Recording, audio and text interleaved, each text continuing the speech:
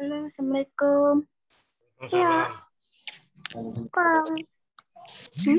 Assalamualaikum mana?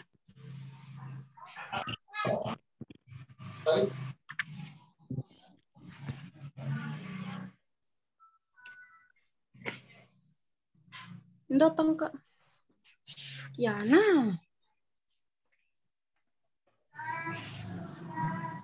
Biar direkam dulu, baik.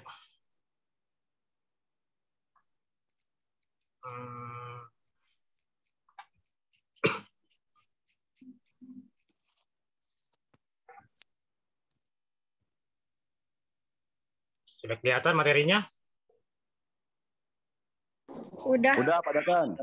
Udah pada.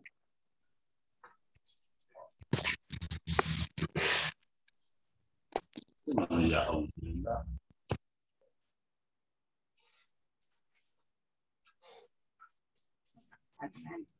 Assalamualaikum Pak dosen. Waalaikumsalam. Nah, baik, kita mulai ya. Bismillahirrahmanirrahim. Assalamualaikum warahmatullahi wabarakatuh. Waalaikumsalam. Waalaikumsalam warahmatullahi wabarakatuh. Pak Arsan. Baik, kemarin kita sudah bicara soal data penelitian. Sekarang kita masuk ke pendekatan penelitian. Ada apa? Pendekatan data dan bahan hukum. Kemarin metodologi di sana kita bahas ya. Nah, sekarang pendekatan penelitian. Kenapa pendekatan penelitian menjadi penting? Karena pendekatan penelitian itu menentukan arah apa sebenarnya yang kita teliti. Mau kemana kita penelitian hukum kita ini? Apakah dia akan penelitian normatif atau dia menuju penelitian empiris? Lalu kita bicara soal penelitian normatif dan penelitian empiris ya. Ya. Di situ perbedaannya dengan penelitian sosial lainnya, karena ada ilmu hukum yang sui generis. Nah, sui generis itu ya ada kajian normatif itu. Nah, kajian normatif itu yang tidak dimiliki oleh ilmu-ilmu lainnya.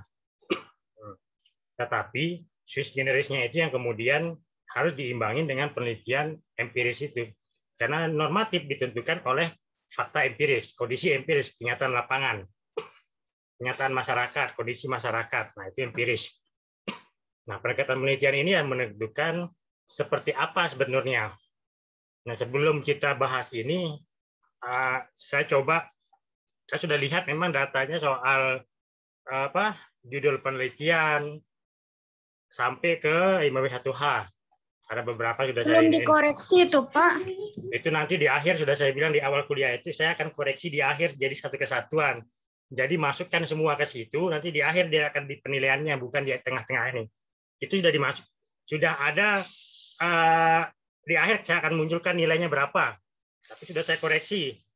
Cuma saya mau tanya sekarang, tanpa dipegang itu data, siapa yang berani sampaikan apa judul penelitiannya dari teman-teman mahasiswa?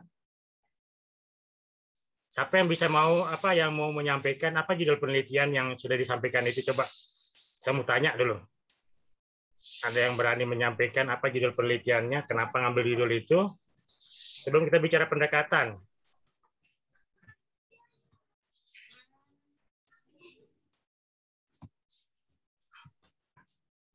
Ada yang coba berbaik hati?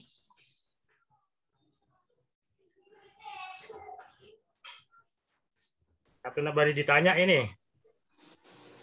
Hadi, apa ya judulnya? Mana Hadi itu?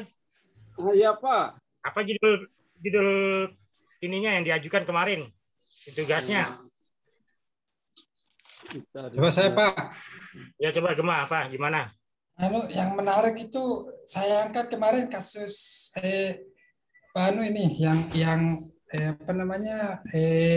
pernikahan anak di bawah umur dan penerapan Undang-Undang Nomor 11 tahun 1974.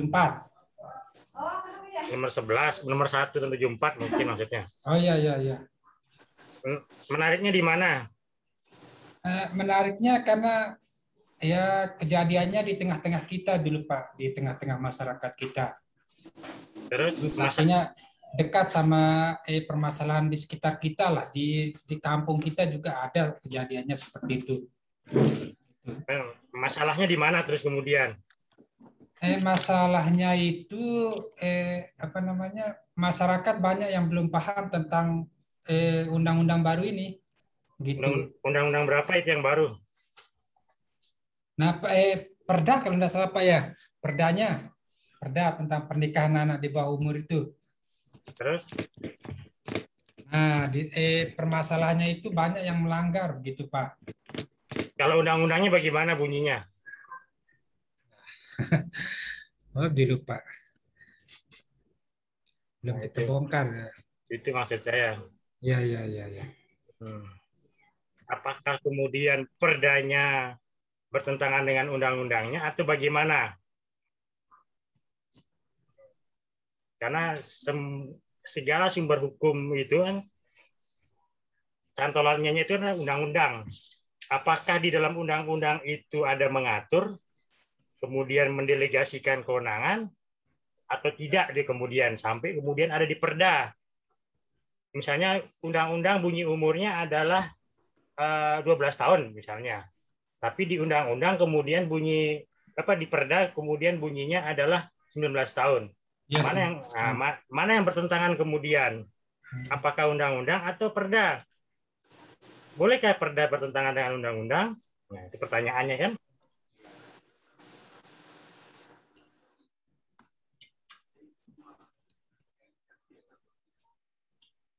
Nah, kalau di Undang-Undang 174, umur itu, perempuan itu 16 tahun. Perempuan itu 16 tahun, laki-laki itu 19 tahun. 19 tahun. Terjadilah perubahan lewat Undang-Undang nomor 15 tahun 2019. Perubahan ini terjadi akibat adanya putusan Mahkamah Konstitusi. Nah, putusan Mahkamah Konstitusi dalam pertimbangan hukumnya adalah, nah itu yang orang banyak terlupa kemudian. Kenapa tiba-tiba kenapa tiba-tiba ada perubahan lelakinya 19 tahun tetap, perempuannya 19 tahun naik jadinya. Nah, kenapa ada perubahan di situ? Kenapa cuma pasal itu yang dirubah oleh DPR? Kenapa terkait dengan undang-undang perkawinan ya? Ya, perkawinan anak di bawah umur. Nah, undang-undang perkawinan nama judul undang-undangnya adalah kenapa tidak dirubah total yang banyak? Ya, karena tidak ada yang menguji, karena itu sudah dianggap cukup baik. Karena Undang-Undang 174 itu adalah undang-undang yang lahir dari proses dialektika ya, proses itu undang-undang yang dibuat oleh Muchtar Kusumuatmadja dengan teori pembangunannya itu. Karena dia bersamaan dengan KB undang-undang itu, dengan keluarga berencana, perkawinan, karena banyaknya orang pernikahan dini waktu itu, orang SD sudah bisa menikah, akhirnya dibuatlah undang-undang itu. Tapi pada saat itu perdebatannya masih dia harus lulus SMP. Makanya dibuatlah 16 tahun. Nah, kondisi 74 itu tidak sama dengan kondisi tahun 2019 itu. Makanya 2019 itu naik jadinya dia harus tamat SMA. Ya. Itu yang ada di sana. Itulah dinamisnya hukum kemudian. Jadi hukum itu dia harus dinamis, tidak bisa dia dipaksakan tetap stabil. Karena posisinya Indonesia itu adalah penganut aliran civil law yang asalnya dari Prancis itu. Beda dengan orang-orang Anglo-Saxon yang hukumnya itu dibuat berdasarkan putusan pengadilan. Di situ bedanya. Karena kita ini penganut undang-undang itu. Nah, itu maksudnya. Kita harus paham dasarnya kemudian kenapa dia menarik. Nah, hari ini, tapi kan ada persoalan pertentangan di Lombok ini.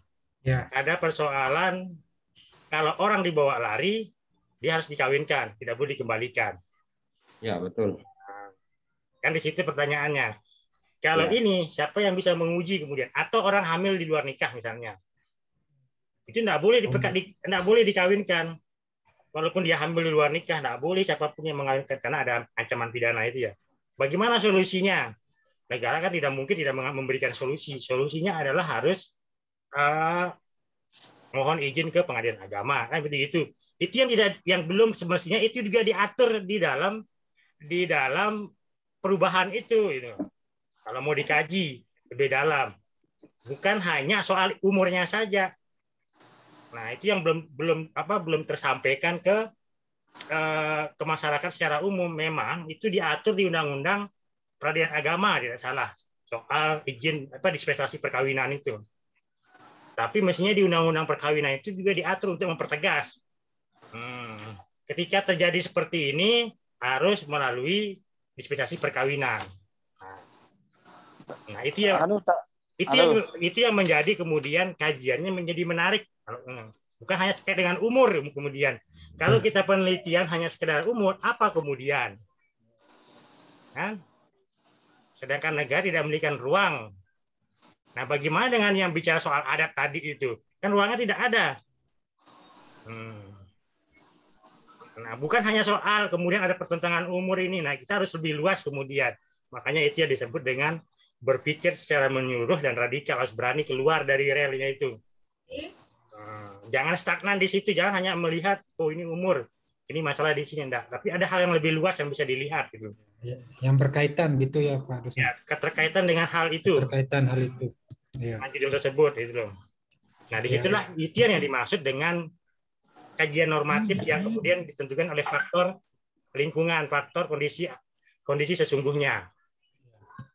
Kondisi di lapangan itu seperti apa, faktor empirisnya. Tidak bisa kita hanya mengkaji soal normatifnya saja.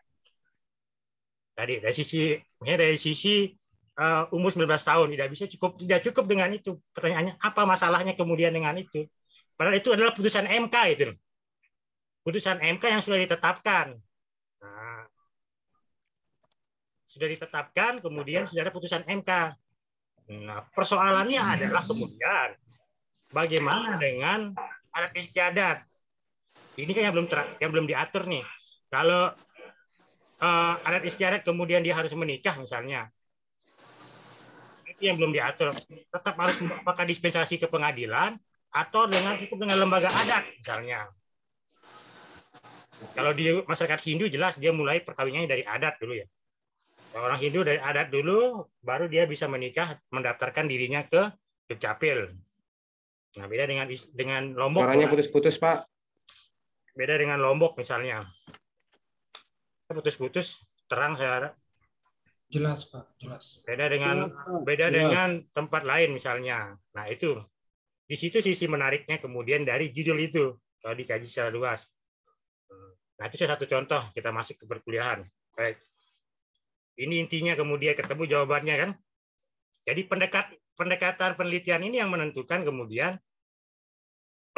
seperti apa judul yang kita mau lakukan ini. Makanya pertanyaannya ketika habis judul itu pasti akan apa masalahnya di dalam judul itu. Jadi harus diingat, apa sih masalah yang kita mau teliti dari judul yang kita ambil ini misalnya. Makanya kajiannya harus paham undang-undangnya dulu. Habis undang-undangnya sudah paham, kalau mau lihat faktor empiris di daerah, seperti apa perdanya. Ada tidak perda yang mengatur. Jangan kemudian hanya memahami masalah, tapi tidak memahami undang-undangnya.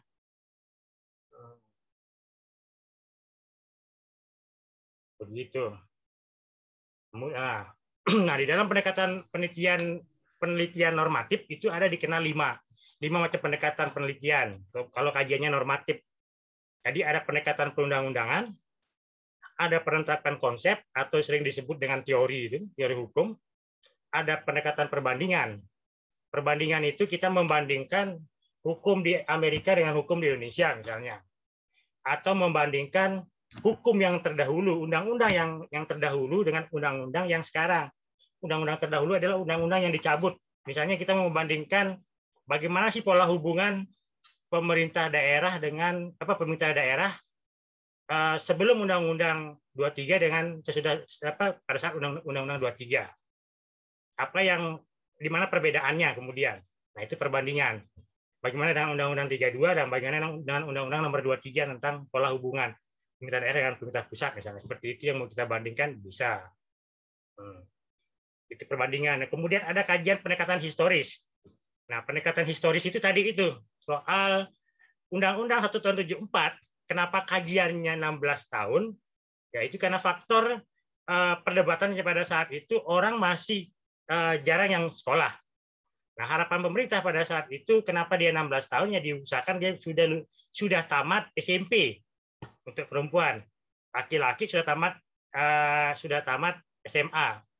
Nah, kondisi 2019 itu berbeda dengan kondisi tahun 74. Makanya kemudian di putusan MK itu adalah minimal dia sudah lulus SMA. Karena begitu dia lulus SMA, dia sudah berpikir dewasa, tidak lagi berpikir remaja. Gitu. Nah, itu harapannya di putusan MK itu mengenai itu yang dimaksud dengan kajian historisnya. Itu bisa dilihat. Kemudian pendekatan kasus. Nah, kajian normatif pendekatan kasus ini biasanya ngambil dari putusan pengadilan yang sudah berkekuatan hukum tetap. Jadi yang sudah berkekuatan hukum tetap ini adalah ada putusan Mahkamah Agung misalnya. Kalau kasus itu sudah inkrah. Memang banyak teman-temannya yang ngambil kajian putusan, tapi begitu kita tanya apakah putusan ini hanya di tingkat pertama atau dia sampai ke kasasi. Tidak, Pak, sampai tingkat pertama. Kenapa dia tidak banding misalnya tanya? Dia bingung. Mestinya dia kan kuasai dulu kasusnya.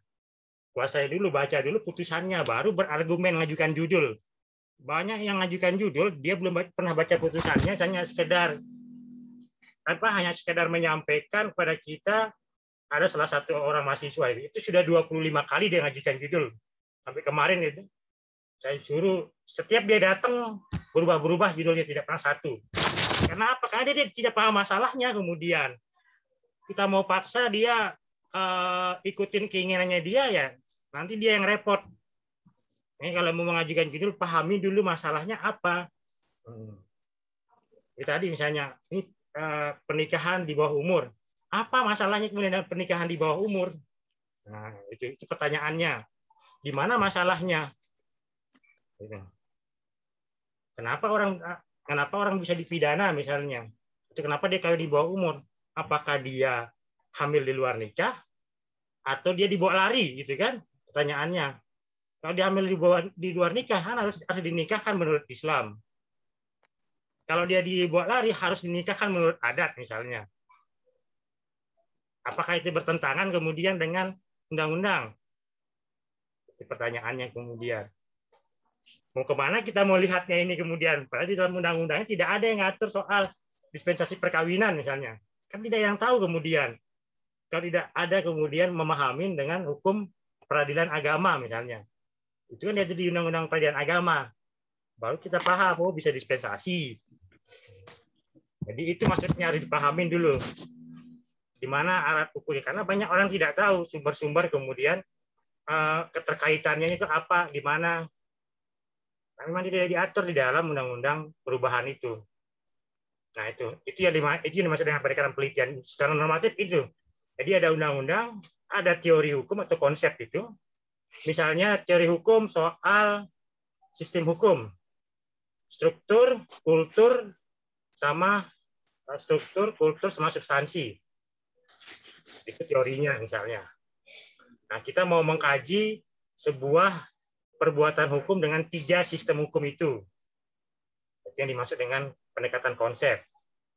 Nah, perbandingan tadi soal bagaimana hukum di Indonesia dan hukum di Amerika itu perbandingan. Bagaimana hukum yang terdahulu dan hukum yang sekarang itu bagaimana. Pendekatan historis kita mau kaji sejarahnya kemudian dari undang-undang itu atau dari peraturan itu dibuat. Baru kasus. Kalau kasus bicara soal putusan pengadilan.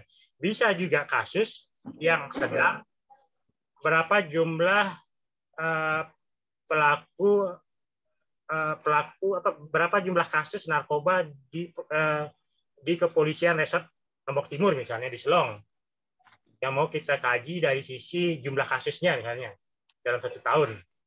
Jadi kalau pendekatannya kasus, kalau dalam proses ya, kalau dalam proses penyidikan, maka tidak cukup kita mengambil 1 tahun, minimal itu 5 tahun. Apakah ada peningkatan, ada penurunan? Itu kalau kasus yang kita lihat dari proses jumlahnya. Kalau kasus kita lihat dari putusan pengadilan, ya cukup dengan putusannya yang kita kaji. Tapi putusan yang kita kaji adalah putusan, misalnya ada putusan tingkat pertama pengadilan negeri banding kasasi. Nah, putusan banding kasasinya ini hanya menguatkan putusan pengadilan negeri. Tapi tetap putusan Mahkamah Agungnya ini yang kemudian menjadi dia ingkrah. Nah, itu harus dipahami dulu bagaimana model putusan. Nah, jadi kalau di hukum perdata, di hukum acara itu nggak diajar. Apa itu hukuman positif, apa itu hukuman negatif. Kalau hukuman negatif itu bagaimana langkah hukumnya. Baru bisa dilihat apakah bisa masuk dalam studi kasus kemudian. Nah, sudah kita jelaskan pendekatan perundang-undangan sampai ke tingkat terbawah, yaitu sampai ke Perdes. Kalau kita mau lingkup kajiannya desa, maka bukan hanya Perdesnya yang dilihat, sampai ke undang-undangnya. Itu yang harus dikaji kalau pendekatannya perundang-undangan. Konsep tadi sudah jelas.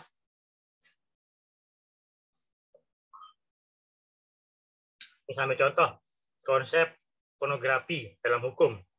Kata porno menjadi perdebatan dalam hukum sehingga perlu ditelaah lebih dalam mengenai konsep pornografi dalam hukum itu seperti apa. Misalnya seperti itu. Apakah pornografi itu kaedah hukum yang dikenal dalam bahasa Indonesia misalnya? Dikenal tidak itu dalam kamus besar bahasa Indonesia. Nah, itu yang dikaji, bisa apakah dia masuk kemudian dalam pornografi misalnya. Dalam kan pornografi apa sih pornografi itu? Grafi itu kan gambar atau desain gambar ya, grafi itu ya, grafis. Porno itu apa? Nah, menarik kemudian kajian dari sisi semantiknya, apakah dia masuk dalam ranah hukum. Itu tidak mesti harus lihat kasus gitu. Persoalan bahasa pun bisa kemudian menjadi judul skripsi. Nah, perbandingan modal asing yang berlaku di Indonesia dibandingkan dengan beberapa negara lainnya. Ini sudah cukup jelas. Historis soal ini berita terhadap tugas presiden, pemerintahan ini bicara histori, sejarah ke belakang, pendekatan kasus tadi itu, putusan, pertimbangan hukum itu yang menentukan menjadi menariknya. Kenapa saran saya untuk S1 itu lebih baik mengkaji banyak putusan sudah ingkrah. Kenapa putusan menarik? Karena ada itu tadi, kita sudah belajar di logika hukum. Ada rasio Disendi itu. Pertimbangan hukum yang dikeluarkan oleh hakim itu yang kemudian dia bukan corong undang-undang. Jadi menarik kemudian ada pertimbangan tersendiri dari hakim. Padahal bunyi undang-undangnya kayak begini. Nah, banyak orang. Di mana dia? Istri yang meriri ini capek saya cari. Siapa yang ngobrol ini? Bang Rofi, matiin mic-nya. Maaf. Banyak orang di luar ilmu hukum ya, ketika hakim memutus menyalahi isi undang-undang. Banyak orang menyalahkan hakim kemudian. Nah, itu karena ketidaktahuan mereka. Hakim itu bukan corong undang-undang, itu harus diingat. Undang-undang itu hanya sekedar jadi batasan kemudian. Karena yang menentukan dalam persidangan itu adalah fakta hukum. Nah, makanya analisanya adalah fakta hukum sama fakta hukum dan fakta persidangan. Nah, fakta hukumnya itu adalah fakta yang hukum yang dibuktikan lewat fakta persidangan kemudian. Itu yang kemudian menjadi fakta yang kemudian menjadi pertimbangan hakim. Makanya kan pertimbangan hakim itu kan disusun berdasarkan 5 alat bukti. Kalau kemudian 5 alat bukti itu semua digunakan oleh para pihak. Sampai ahli, soal ahli, kalau ahli digunakannya 5 alat bukti memenuhi untuk digunakan oleh hakim. Karena ada satu alat bukti yang dimiliki oleh hakim soal keyakinan hakim, atau di dalam pidana itu petunjuk. Petunjuk itu ya hakim yang menentukan petunjuknya seperti apa. Kalau di dalam perdata ada keyakinan hakim. Di situ. Jadi 5 alat bukti yang ada di dalam hukum acara itu satunya ada di hakim. Jadi, makanya dia diberikan kewenangan untuk memberikan pertimbangan hukum.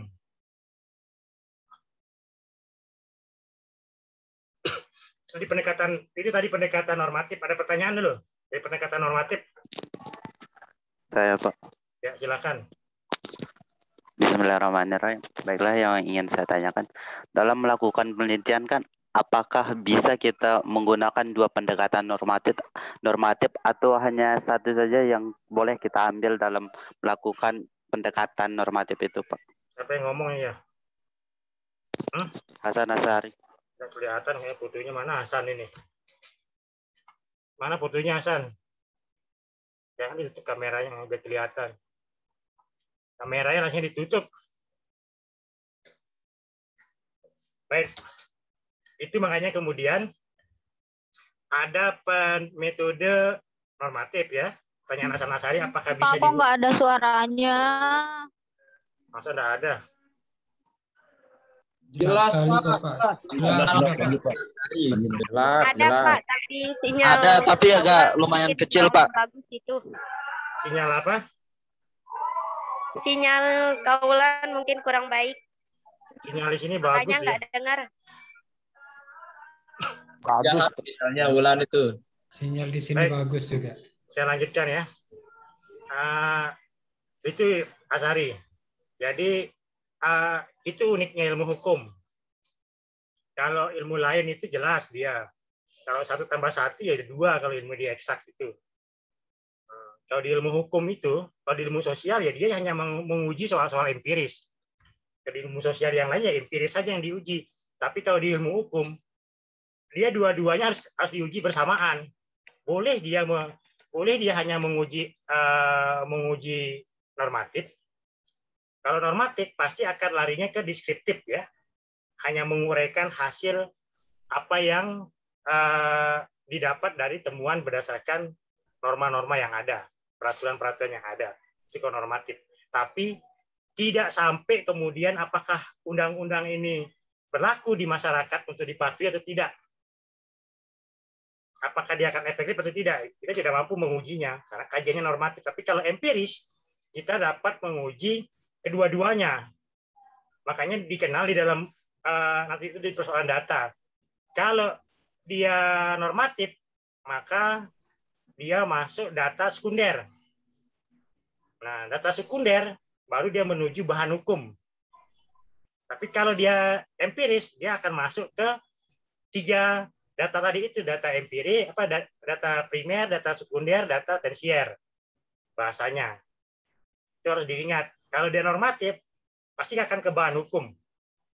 Karena kalau bahan hukum itu adalah kajiannya lebih kepada pustaka, tidak sampai kepada data. Gitu. Kalau di penelitian lain tidak dikenal yang namanya bahan, ya, data kalau di mereka, karena lebih banyak mengkaji empiris. Nah, dia tidak punya kajian normatif. Di situ switch generisnya ilmu hukum. Nah, pendekatan empiris itu ya asalnya paham ya, bisa dua-duanya, bisa juga normatif saja. Tapi kalau empiris tidak bisa dia tanpa normatif. Kalau empiris harus melibatkan kajian normatif.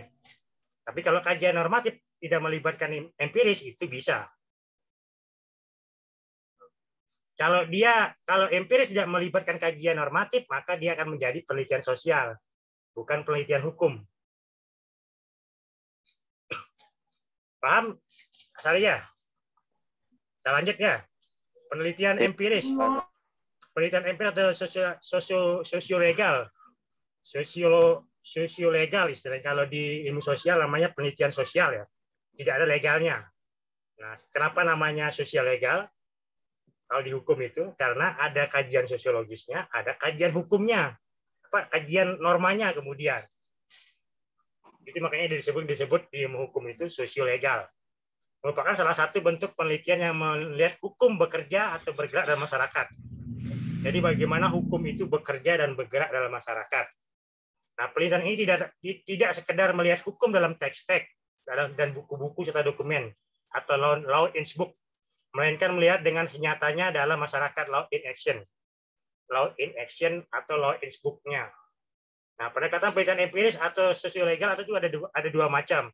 Ada pendekatan sosiologi hukum dan ada pendekatan antropologi hukum. Di mana bedanya? Kalau sosiologi hukum mengkaji masyarakat secara umum, misalnya kita mau kaji bagaimana kepatuhan masyarakat desa misalnya. Itu yang kita lihat adalah masyarakat secara umumnya. Nah, kalau kita mau menguji bagaimana sifat seseorang ini misalnya, terdakwa pembunuhan anak ini, maka kita akan mengkaji pendekatan yang kita gunakan adalah pendekatan antropologi perorangan, bukan melihat secara keseluruhan. Itu bedanya. Kalau antropologi adalah orangnya, personnya sendiri yang kita mau kaji dari kajian psikologinya, mungkin dari kajian apanya. Tapi kalau kajiannya sudah sosiologi hukum, maka masyarakatnya secara umum. Seperti itu. Berarti sosiologi itu cakupannya jauh lebih luas ya pada lebih luas. Lebih umum. Kita mau melihat desa atau lihat kecamatan misalnya, atau kita membandingkan mengambil sampel satu desa di kecamatan Aimal, satu desa di kecamatan Selong, satu desa di kecamatan Keluak misalnya. Itu sampelnya. Itu kita mau lihat tipikal masyarakatnya. Nah, itu kalau kita mengkaji dia dalam kajian sosiologi hukumnya. Nah, tapi kalau kita mau masuk faktor empiris, tapi dalam kajian antropologi, misalnya kita mau lihat 3 kasus pembunuhan. Nah, maka yang kita kaji adalah 3 orang kemudian. 3 orang ini bagaimana tipikalnya dia melakukan pembunuhan misalnya. Nah, itu kajiannya kajian antropologi hukumnya di situ. Bukan masyarakat secara luas, tapi orang. Dalam 3 kasus yang berbeda misalnya. Nah, kalau orang ini misalnya pembunuhan ini, orang ini membunuh karena dia dendam misalnya. Orang ini membunuh karena dia marah misalnya ketika dia berkelahi, dia bunuh akhirnya. Nah, apa faktor-faktor dia membunuh kemudian ketika dia berkelahi apa itu? Nah, itu masuk kajian antropologis. Kemudian orang yang satu membunuh itu karena pertandingan, perkelahian tanding istilahnya misalnya. Nah, ini karena kemudian bicara eksistensi kemudian ya. Eksistensi perkelahian tanding akhirnya dia harus sampai meninggal dunia ya, seperti itu. Nah, itu kajiannya kemudian karena itu tipikal yang berbeda-beda. Karakter orang yang berbeda-beda. Kalau antropologi ini lebih kepada karakter yang dinilai, yang diuji. Nah, apakah kemudian hukum yang dalam norma yang ada ini, soal tadi kajian hukum pembunuhan itu, apakah sudah mengakomodir soal 3 karakter orang ini atau tidak? Nah, itu kajian normatifnya kemudian. Apakah dia sudah mengakomodir misalnya tadi soal kajian sosiologis misalnya, apakah dia sudah mengakomodir masyarakat di Kecamatan Aimal, masyarakat di Lenek, dan masyarakat di Keluak dalam sebuah perda misalnya, apakah itu sudah diakomodir atau belum? Atau kemudian ada hal yang berbeda di masyarakat itu tidak sama kemudian hukum yang harus diterapkan misalnya. Nah, misalnya soal tadi bicara perkawinan dini. Kalau di Lombok itu ada orang dibawa lari itu harus dinikahkan. Nah, bagaimana dengan di Sumbawa kemudian? Apakah itu berlaku atau tidak? Misalnya ada orang Sumbawa dibawa lari kemudian, apakah dia harus dinikahkan atau tidak? Apakah itu bisa masuk pidana atau tidak? Itu pertanyaan kemudian. Kalau di Lombok, iya mungkin ada adat yang melindungi. Tapi kalau di Sumbawa, ketika orang tuanya keberatan kemudian dia melapor, apakah bisa didalilkan dengan keadaan Lombok? Tidak bisa. Atau orang Lombok membawa lari anak orang Sumbawa itu ke Lombok misalnya, apakah itu pidana atau tidak? Ya pidana. Karena peristiwa hukumnya di Sumbawa, bukan di Lombok. Ya itu kalau orang tuanya keberatan kemudian dia dipidanakan ya masuk pidana. Nah, itu yang saya bilang itulah karakter sosiologis kemudian masyarakat secara luas. Nah, kalau masyarakat secara antropologis ya orangnya. Tapi ada kajian hukumnya kemudian. Di situ yang dimaksud dengan sosiolegalitas itu. Kalau dia normatif belum tentu empiris, tapi kalau dia empiris pasti dia normatif. Ada kajian normatif di dalamnya. Sedikit Pak dosen. Ya. Silakan. Ya ini Pak, masalah pendekatan secara antropologi hukum itu Pak, apakah ada itu kaitannya dengan penegakan secara humanis itu Pak? Itu kan untuk misalnya masalah pembunuhan dilakukan secara humanis gitu untuk penyelesaian hukumnya gitu Pak. Apakah itu bisa dia masuk dikategorikan dalam pendekatan antropologi itu Pak? Pendekatan secara humanis kalau kasus pembunuhan. Jadi ada di dalam hukum pidana itu kan ada kalau dia kajiannya empiris itu, kalau di dalam hukum pidana itu kan ada namanya kriminologi, viktimologi, dan penologi. Itu ilmunya kan?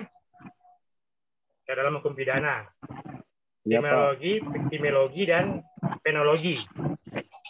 Ilmu kriminal, ilmu kekerasan, dan ilmu pemasyarakatan. Nah, itu kajian pidana itu. Nah, itu bagaimana kemudian karakternya, karena itu membentuk karakter antropologis manusia kemudian. Itu yang lebih dikaji kemudian, itu masuk ke empiris. Kalau kajiannya begitu, sudah masuk ke empiris. Itu ruang lingkupnya empiris. Nah, tapi Pak, kalau ini Pak, sedikit, kalau misalnya yang melakukan pembunuhan itu di bawah umur gitu Pak, dan diselesaikan secara humanis itu gimana itu Pak? Jadi ada kajian restoratif justice ya. Restoratif justice ini adalah mengembalikan pemulihan pada kondisi semula. Jadi itu banyak kemudian dilakukan oleh kalau kita bicara karakter bangsa ini, sebenarnya itu bukan hal baru. Itu hal yang terjadi di masa lampau kemudian. Jadi kajian proses mediasi, musyawarah, penyelesaian itu adalah hal-hal yang semestinya menjadi ciri utama Indonesia sebetulnya kan. Tapi kan karena hukum kita ini lebih dominan. Bayangkan hukum Belanda ini itu lebih kuat dari hukum Islam atau hukum adat kemudian. Padahal hukum Barat ini itu kan dia tidak kemudian menjadi karakter masyarakat Indonesia. Ya, betul, Pak. Karakter masyarakat Indonesia ini adalah dalam dua bingkai hukumnya, itu hukum Islam karena mayoritas, dan kemudian ada hukum adat. Hukum adat yang lahir dari proses-proses persekutuan masyarakat adat ini. Dan itu berbeda-beda kemudian. Tapi ada hal yang bisa ditarik menjadi ciri utama bersama yang kemudian. Nah, ini yang kemudian dicoba oleh Belanda untuk dihilangkan itu.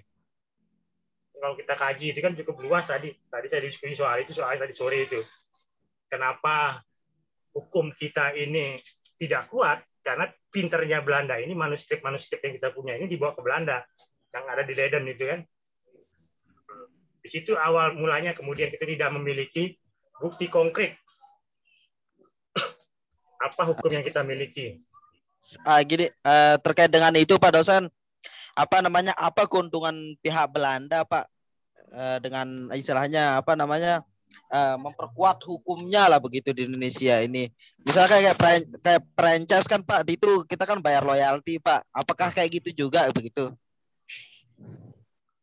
Kalau kita bicara sejarah hukum ya,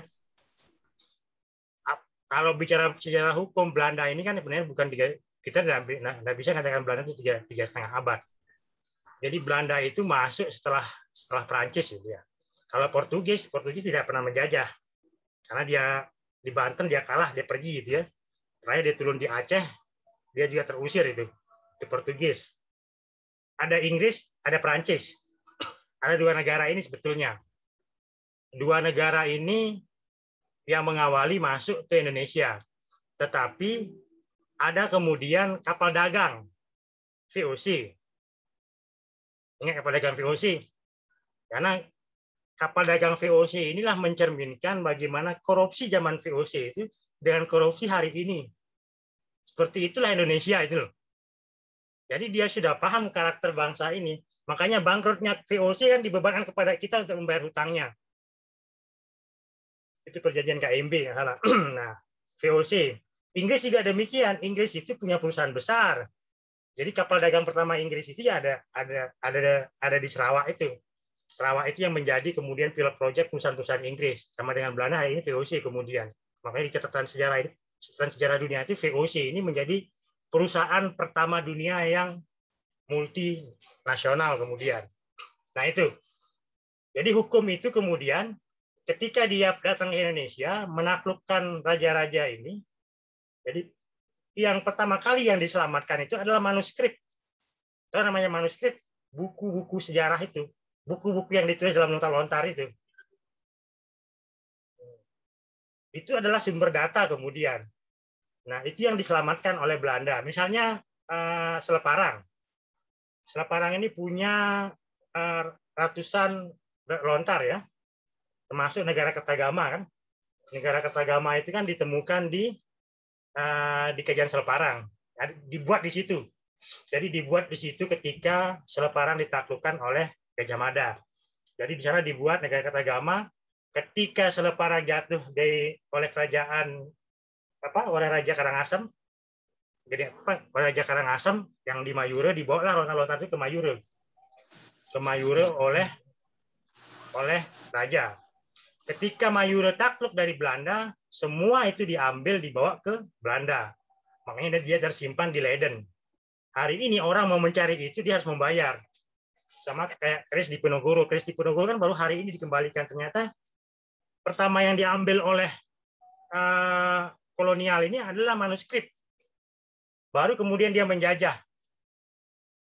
Ketika dia menjajah, dia sudah menerapkan hukum karena dia sudah baca seperti ini loh karakter masyarakatnya, seperti ini karakter masyarakatnya, seperti ini loh pergaulan masyarakatnya. Dia sudah mampu membaca secara antropologis dan secara sosiologis. Gitu. Masih ingat dengan Selo Sumarjan enggak? Begawan sosiolog Indonesia itu, Bapak Selo Sumarjan sama Kunchara Niknar. Jadi di zaman Orde Baru itu ada 3 begawan hukum yang membuat Soeharto itu menjadi kuat. Jadi ada Selo Sumarjan, ada Kunchara Niknar, dan ada Muhtar Kusumaatmadja. Siapa bilang program KB itu bukan lahir dari seorang profesor hukum misalnya? Itu lahir dari Muhtar Kusumaatmadja dengan teori hukum pembangunannya. Nah, dia melihat kenapa orang harus KB. Karena dia kalau tidak KB maka kita akan punya penduduk yang meledak melebihi dari Cina. Makanya dibuatlah program KB oleh Muhtar Kusumaatmadja supaya mengubah. Karena apa? Karena ada teori hukum ini sebagai yang sudah kita jelaskan minggu yang lalu itu, hukum ini sebagai alat rekayasa sosial. Bagaimana merekayasa tingkah laku masyarakat, perbedaan masyarakat itu lewat sebuah hukum. Makanya hukum ketika mau menguji hukum, bagaimana hukum secara teks, secara undang-undang, peraturan, dan bagaimana hukum dalam kenyataannya. Itu menjadi penting yang hanya kemudian. Kenapa sangat pentingnya ilmu hukum ya? Dia mampu merubah orang yang sebelumnya tidak pernah pakai masker menjadi pakai masker, seperti itu. Merubah perilaku masyarakat yang sebelumnya tidak pernah mengenal masker, hari ini harus mengenal masker misalnya. Yang sejak kecil kita diajarkan untuk mencuci tangan, hari ini masih tetap diajarkan untuk mencuci tangan. Nah, seperti itu. Seperti itu karakter yang mau dirubah. Nah, itulah hukum. Lewat sebuah hukum, karakter itu dari orang yang tidak suka pakai helm menjadi suka pakai helm. Karena ada hukum, karena ada sanksi kemudian. Nah, di sana dilihat law in book and law action-nya. Bagaimana hukum berdasarkan peraturannya dan bagaimana hukum berdasarkan kenyataannya. Makanya melihat penelitian hukum itu lebih kepada efektivitas hukum bekerja itu lebih enak kemudian. Karena ada begini, bagaimana hukum itu dibuat, maka dia akan menguji hukum bagaimana dia dibuat itu dalam hukum itu diistilah dengan law of making itu. Bagaimana cara membuat hukumnya, bagaimana kemudian hukum itu dilaksanakan, bicara strukturnya, bagaimana kemudian efektifnya hukum itu bekerja. Baru bicara budaya hukum. Makanya itu 3 sistem hukum itu, struktur, kultur, dan substansi. Kalau substansi, bagaimana cara membuatnya? Itu substansi. Struktur, bagaimana dia cara dilaksanakannya oleh penegak hukum misalnya. Kultur, bicara ke budaya hukumnya, bagaimana merubah perilaku masyarakat yang efektif bekerjanya. Nah, dari pendekatan-pendekatan tadi itu mana yang mau diuji. Nah, kalau dia mau menguji bagaimana caranya hukum itu dibuat, maka dia masuk ke kajian normatif. Tidak perlu empiris. Kalau bagaimana caranya dibuat hukum itu, maka kajiannya lebih ke normatif. Tapi kalau sudah masuk ke struktur dan kultur, maka dia sudah kajian empiris. Karena untuk melihat bagaimana proses rekayasa sosial dilakukan oleh aparat penegak hukum dan bagaimana kemudian efektifnya di masyarakat. Nah, itu sudah masuk ke empiris. Dipahamin ya? Atau masih bingung? Masih Pak. Cuman begini Pak, apa namanya, dengan kita menggunakan hukumnya orang Belanda itu begitu Pak. Ya. Apa sih keuntungan buat dia begitu loh Pak? Belanda itu. Jadi begini. Jadi karakter bangsa ini dia bangun 2 abad yang lalu itu ya, perubahan perilakunya. Jadi kalau zaman Belanda itu ada masa atau saya sudah belajar belum di hukum perdata, diajar ya, di hukum perdata, di hukum pidana. Nah, itu ada 3 klasifikasi masyarakat yang dibangun oleh Belanda. Ada masyarakat pribumi, ya. Ya orang kita ini pribumi, hukumnya beda sendiri yang dibuat. Ada hukum Jawa Madura ya, ada hukum luar Jawa Madura. Nah, luar Jawa Madura ini, kenapa Jawa Madura?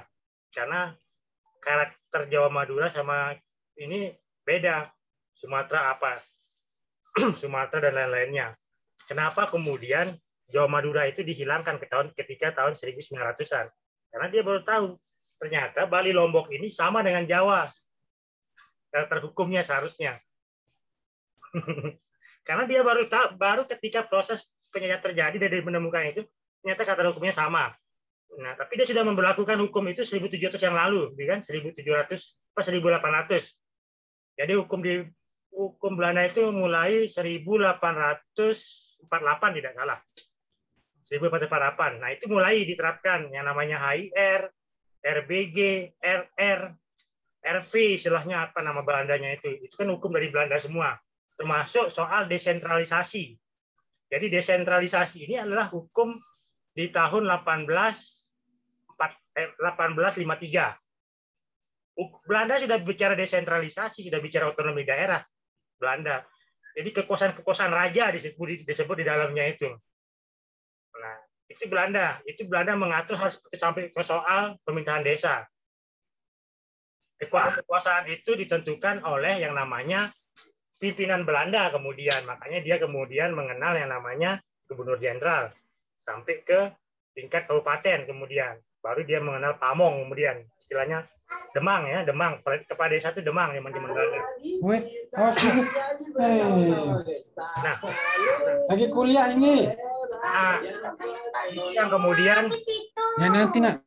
Nah, itu yang kemudian dibangun oleh Belanda. Jadi dia rubah perilaku itu dengan hukumnya dia. Kemudian ada masyarakat pendatang. Masyarakat pendatang yang dimaksud Belanda itu di dalam hukumnya itu disebut dengan timur asing ya. Itu ada Arab, ada Cina, ada India, ada Pakistan. Itu disebut timur asing. Orang timur yang dari luar barat. Makanya kemudian ada hukum barat, hukum yang berlaku terhadap orang-orangnya dia yang ada di Indonesia. Karena tahun 1848 itu Indonesia ini sudah menjadi negara yang namanya Hindia Belanda. Itu harus diingat, Hindia Belanda. Jadi Hindia itu ada 3, ada Hindia Belandanya itu ada Indonesia ini, ada Hindia Timur, India itu. Kemudian ada Hindia Barat. Mana Hindia Barat? Pakistan itu kemudian seterusnya itu. Nah di situ. Kalaupun kemudian transaksi penjajahan itu adalah berbagi wilayah dengan Inggris. Orang tidak mengenal Amerika karena Amerika itu kan masa Columbus. Masa Columbus, orang Italia yang orang Italia yang ke Amerika. Kemudian Columbus dianggap menemukan benua Amerika. Padahal di Amerika sudah ada masyarakat Indian. Nah, itu.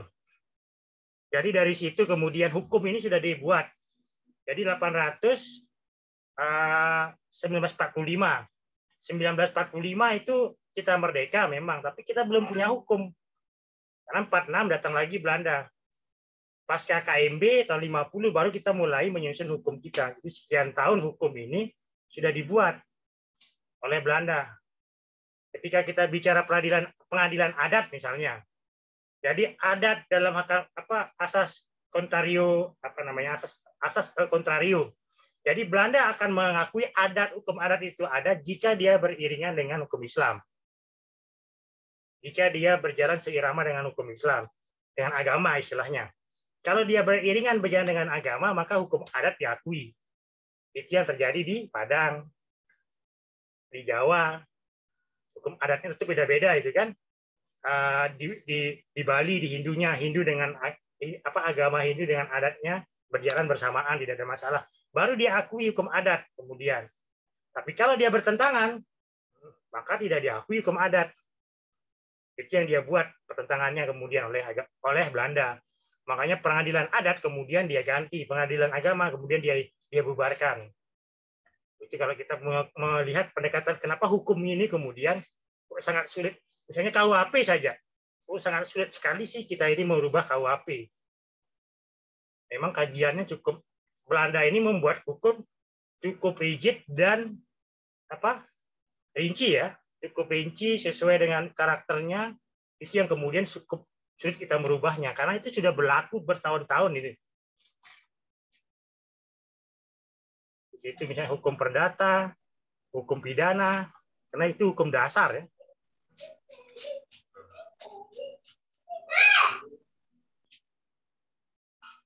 Ada pertanyaan yang lain? Saya izin masuk, Pak. Ya, silakan. Kan Bapak bilang tadi kalau kita itu boleh mengambil dua pendekatan sekaligus, yaitu dalam pendekatan normatif dan pendekatan secara empiris. Misalkan kita menggunakan pendekatan normatif dengan cara pendekatan melalui undang-undang, Pak. Lalu apakah pendekatan secara empirisnya itu kita meneliti substansi undang-undang di dalam masyarakat terhadap kajian pendekatan normatif itu, Pak?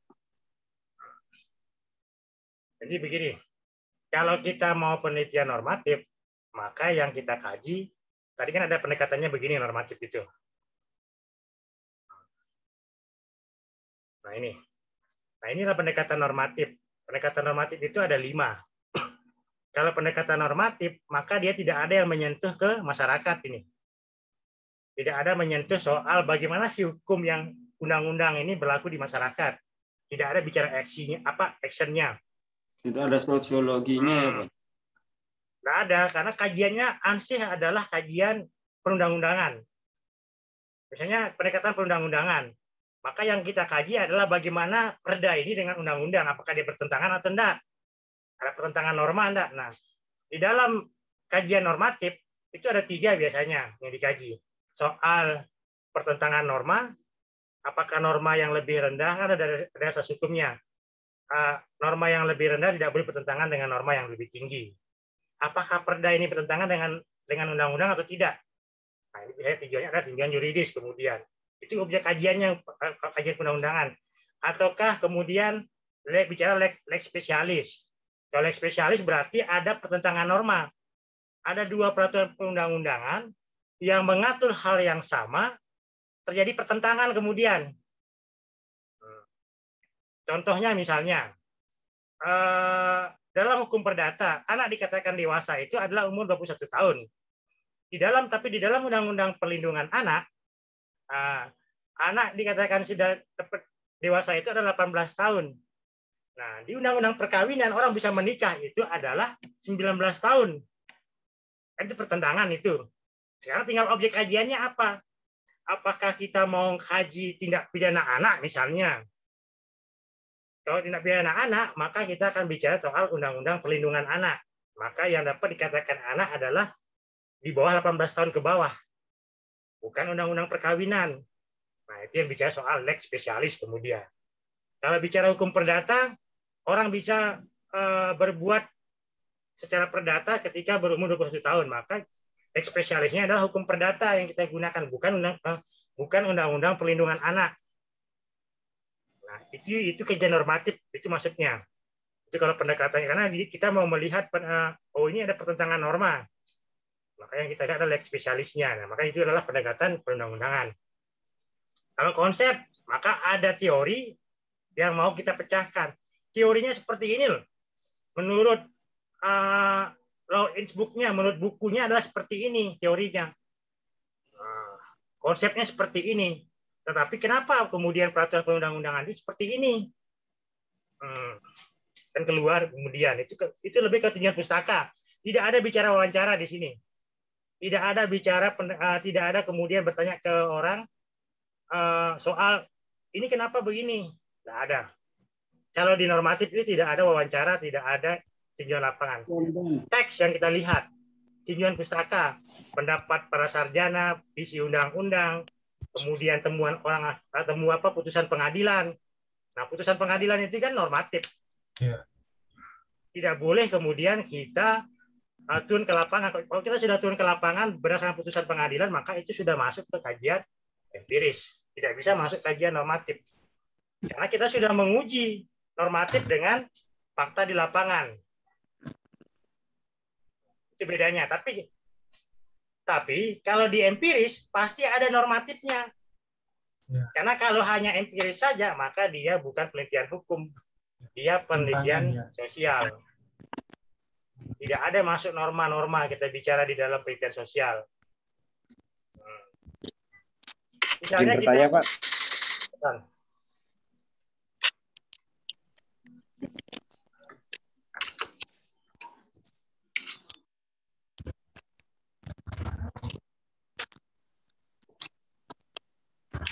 Silakan.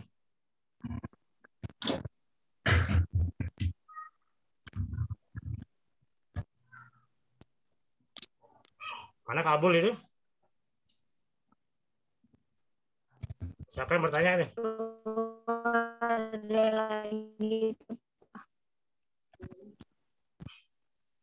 Iya Pak, saya menanya Pak. Siapa ini? Silakan. Ya, nge-lag ya. Silakan. Cynthia Pak, mau nanya. Ya, Cynthia.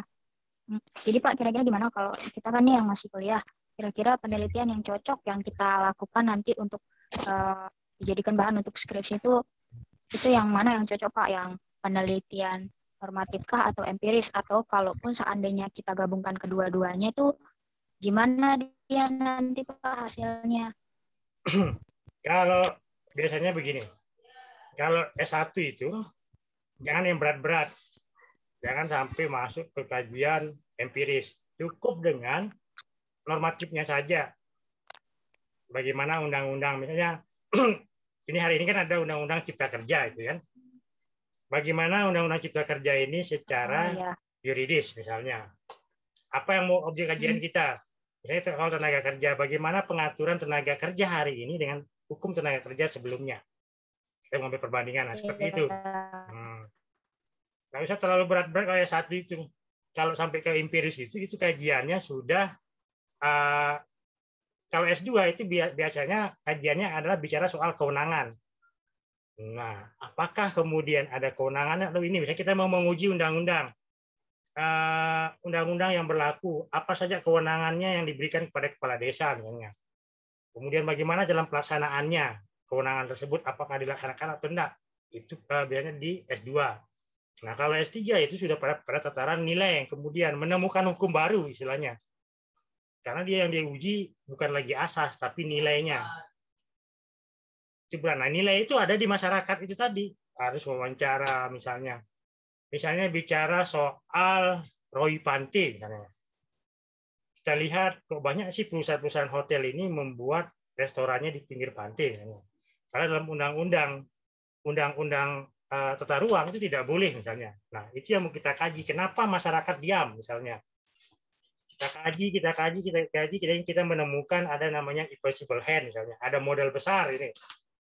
Nah, itu penelitian ke nilai kemudian. Berarti nilai-nilai di masyarakat ini dengan sebuah modal, dengan sebuah kapital, dia bisa berubah hukum itu. Misalnya seperti itu contohnya. Itu sudah bicara nilai itu lebih luas itu. Makanya itu objeknya tidak bisa. Kalau disertasi ya S3 tidak bisa objek cuma 2-3 orang, dia bisa sampai 100 orang objeknya, respondennya. Baru bisa menemukan pernyataan itu benar atau tidak. Nah, kalau skripsi mau begitu kan udah selesai nanti. Makanya cukup dia soal bicara, biasanya orang pendekatannya adalah kasus ya, perbandingan dan undang-undang. Kalau pendekatan undang-undang kita mau lihat apakah apakah perda ini punya kewenangan mengatur tidak? Kalau tidak delegasi kewenangan dari sebuah undang-undang untuk dibuat aturan ini misalnya. Misalnya kita bicara soal pilkades, apakah pilkades ini perintah dari undang-undang atau tidak untuk dilaksanakan oleh bupati misalnya? Hanya itu kita kaji misalnya. Tapi yang namanya pendekatan perundang-undangan, mengkaji perda itu tidak cukup banyak perdanya harus dilihat peraturan pelaksana lainnya, Permendagri, PP dan seterusnya. Itu kajiannya normatif. Kalau historis kita mau lihat sejarah kenapa sih muncul aturan ini misalnya. Apa sih sejarahnya? Nah, itu yang coba kita telusuri, ketemulah. Oh, ini loh. Kalau dalam hukum Islam itu ada namanya dalil naqli dan dalil akli. Nah, kita mau kaji itu kenapa sih muncul hukum seperti ini? Bagaimana sejarahnya? Yang kita kaji. Izin bertanya, Pak. Ya. Ini dilihat dari banyaknya kasus, Pak. Ini lebih efektif manakah antara pendekatan secara normatif dengan pendekatan secara empiris, Pak? Terima kasih. Pertanyaannya mampu enggak kalau mau kaji empiris untuk yang skripsi? Enggak. Karena itu adalah harus ketemu responden. Yang normatif aja itu banyak sekali. Satu orang besar itu. Kalau kita wawancara cuma 5 orang itu tidak mampu menemukan pernyataan yang membenarkan sebuah undang-undang. Nggak bisa. Kemudian. Berarti efektif ya Pak ya, empiris ya? Kalau untuk S1 ya cukup dengan normatif, nggak usah lebih empiris. Oh ya, normatif. Kalau S1. Tapi kalau mau ini itu makanya banyak saran itu keputusan. Pendekatan kasus lebih enak. Nah, pendekatan kasus tadi itu adalah putusan pengadilan misalnya kita mau kaji. Kita belajar hukumnya seperti ini, tapi kemudian hakim memutus seperti ini. Apa dasar pertimbangan hakim? Nah, itu boleh menaik, itu kan normatif itu. Nah, perlu kita wawancara hakimnya kenapa memutusnya, nggak boleh. Nggak boleh hakim yang memutus itu kita wawancara, nggak boleh. Dia pasti tidak akan ngomong. Karena ada asas hukum di sini misalnya. Hakim tidak boleh menilai putusannya sendiri. Itu asas hukumnya. Yang lain ada pertanyaan soal pendekatan ini. Di mana saya ini ya? Saya lanjut aja ya bagiannya. Pendekatan antropologi itu ada ideological metode, descriptive metode, trouble case metode. Nah, ideological metode adalah lebih menggali soal ide atau cara berpikir manusia. Misalnya orang yang penganut paham komunis atau dengan orang penganut paham liberalisme, itu pasti cara berpikirnya berbeda, cara pergaulannya berbeda, gitu kan? Kalau yang liberalisme lebih kepada individual, kalau yang komunisme lebih kepada kebersamaan. Nah, kalau individual masih dia mempercayai Tuhan, tapi kalau pada komunisme tidak mempercayai Tuhan kemudian.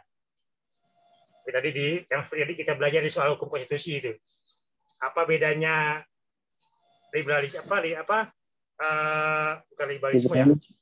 Di konstitusi tadi di video saya itu saya jelaskan sedikit soal Marxisme yang komunisme, asosialis yang non Marxisme. Itu bedanya. Ada perbedaan-perbedaannya di situ, perbedaan-perbedaannya kemudian. Nah, sama seperti kita bicara soal tadi gimana saya diskusi ya tadi sore saya diskusi itu. Kenapa lahir kapitalisme? Kenapa lahir komunisme atau sosialisme? Tapi kemudian ada kelompok tengah. Kenapa lahir Islam? Kenapa lahir fasis? Kenapa hari ini kemudian fasis dan Islam itu menjadi musuhnya, baik itu musuh komunisme, baik itu musuhnya kapitalisme. Itu jadi pertanyaan kan? Karena namanya fasis maupun ininya adalah di tengah-tengah itu.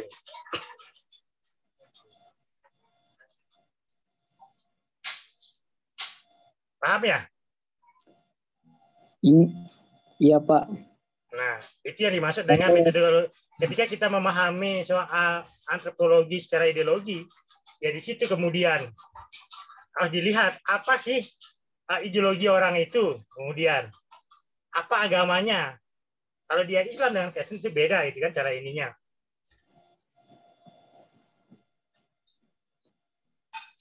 Itu membahas soal antropologi secara ideologikal. Nah, kemudian deskriptif metode. Penelitian yang bersifat pasif menggambarkan dengan senyatanya bagaimana masyarakat berhukum atau bereaksi terhadap hukum. Itu deskriptif. Jadi bagaimana masyarakat Sembalun, misalnya Sembalun, bereaksi terhadap akan dibuatnya peta gantung misalnya. Tentu berbeda masyarakat Sembalun cara pandangnya dengan masyarakat di Aimal misalnya. Atau masyarakat yang cinta lingkungan.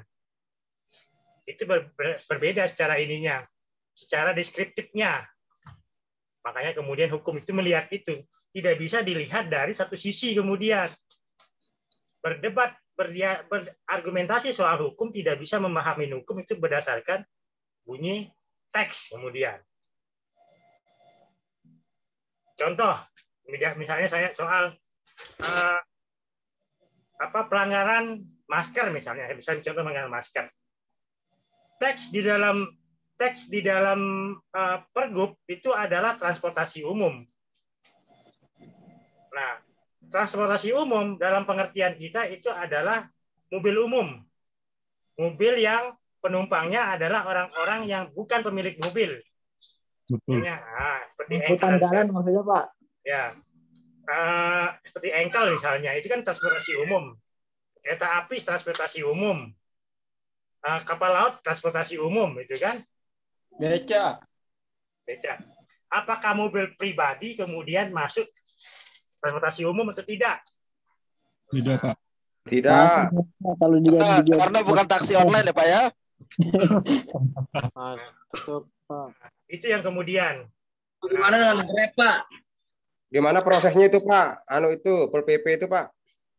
Urusannya. Nah, itu yang saya mau Kita cerita. menunggu kabar itu, Pak. Booming itu beritanya, Pak. Nah, itu yang saya mau ceritakan. Nah, jadi pemahaman para aparat ini, mobil pribadi itu dianggap transportasi umum kemudian menurut mereka. Nah, jalan umum ini dianggap sebagai fasilitas umum. Padahal di dalam Pergubnya, ketika orang menggerakkan sesuatu di tempat umum itu baru dapat dikenakan pelanggaran, itu kan? Bukan di jalan umum, tidak ada di dalam Pergub itu bicara soal mobil pribadi dan jalan umum sebagai tempat dilakukannya pelanggaran perda.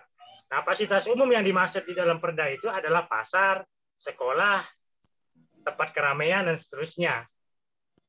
Nah, di situ perdebatannya kemudian kenapa saya menolak itu sebagai tempat pelanggaran perda, karena cara memahami sebuah teks itu berbeda kemudian.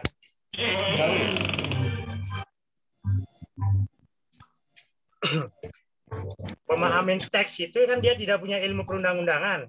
Teks itu harus dilihat secara semantik, pendekatan apa itu segala macamnya. Kemudian, kenapa kemudian orang yang menggunakan mobil pribadi bersama, misalnya di dalam perda itu jelas, ketika dia menggunakan mobil umum, ketakutannya adalah ada orang di sekitarnya yang kemudian reaktif. Itu bahasa di dalam perda itu. Ketika tidak saling mengenal. Jadi kalau transportasi umum, nah itu kemudian transportasi umum dianggap sebagai yang wajib harus menggunakan masker. Bagaimana dengan mobil pribadi? Nah itu yang tidak diatur, tapi dianggap menurut anggapan mereka mobil pribadi kena. Maka disitulah perdebatannya kemudian. Itu yang kita uji kemudian kan. Kita sedang mengujinya, kita tunggu ujiannya. Mudahan kena itu Pak Pol PP-nya. Kena sih, kena KTP yang ditahan. KTP itu bukan kewenangan untuk menjadi Lanjutkan. objek Benar, dari, Pak. objek dari penertiban masker. Itu beda. Yang lebih Itu lucu membawa nama lagi, UGR, Pak. yang lebih lucu lagi, suami istri tidak boleh boncengan, Pak. Karena ada di beritanya itu. Itu salah memahami karakter, kemudian protokol kesehatan. Kalau dia menggunakan kajian protokol kesehatan, ya itu beda lagi itu kemudian. Dijadikan kesempatan tuh Pak untuk dapat uang. Betul. Tapi off the comment kita kalau itu kan. Nanti biarkan lembaga yang berwenang yang menyatakan itu. Logikanya dari mana itu, Pak? Pas debat gimana dia, Pak? Pelangap-pelongo atau gimana, Pak? Dia marah itu karena kalah argumen. Itu makanya dia kalah, argumentasinya lemah, kalah.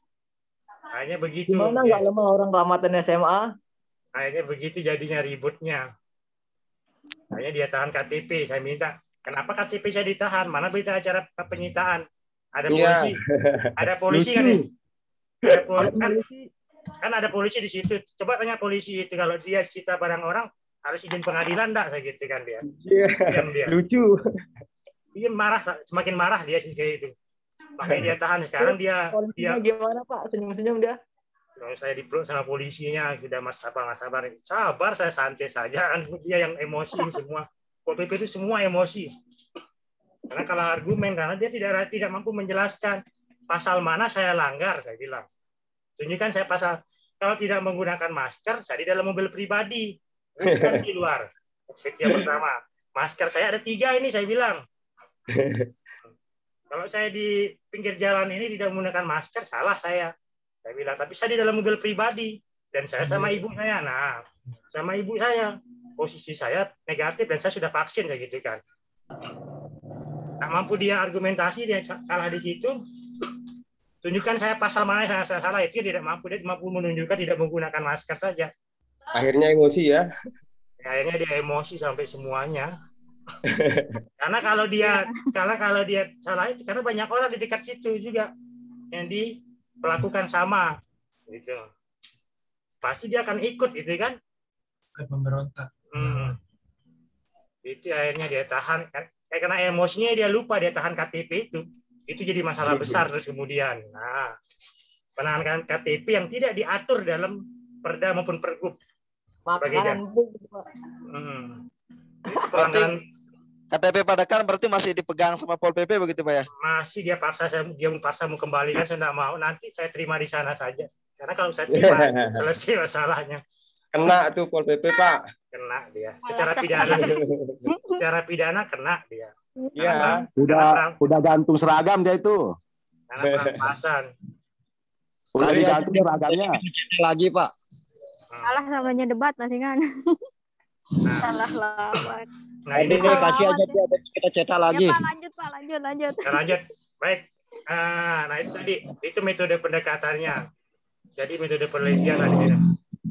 Trouble case metode. Nah, trouble case metode ini bicara soal etnografi, subjek, file notes, kemudian file notes ini adalah wawancara mendalam dan pengamatan secara langsung, atau sering disebut dengan observasi. Jadi observasinya itu hanya melihat dari ini proses pengamatan ya. Kalau observasi itu proses pengamatan. Proses pengamatan itu tidak bisa sehari. Sama seperti ini, kita mau melihat bagaimana sih orang operasi masker ini. Nah, kita mau observasi ini. Di sini begini karakternya, di sini begini karakternya. Oh, ternyata seperti ini loh modusnya. Nah, kita bisa lihat. Misalnya kita mau lihat modus yang digunakan oleh Pol PP ini. Kenapa yang dia incar adalah pengguna mobil saja? Misalnya, mobil pribadi yang dia incar misalnya. Kenapa dia tidak incar transportasi umum, engkel, apa segala macam itu? Nah, berarti kan ada modus yang dimainkan. Jelas sih Pak, cari kepeng Pak kah? Ada modus yang dilihat gitu kan? Nah, seperti itu. Nah, itu yang bisa diuji dengan observasi, tidak cukup dengan sehari.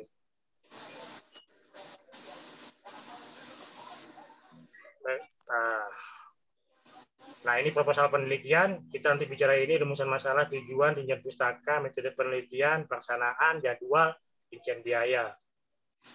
Nah, minggu depan kita akan bicara ini nanti. Analisis data.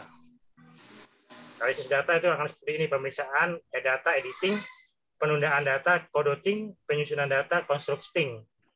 Nah, pengolahan data dan analisis data adalah bicara soal bagaimana menguraikan data dalam bentuk rumusan angka-angka dan seterusnya. Lebih ke sana, baru laporan penulisan.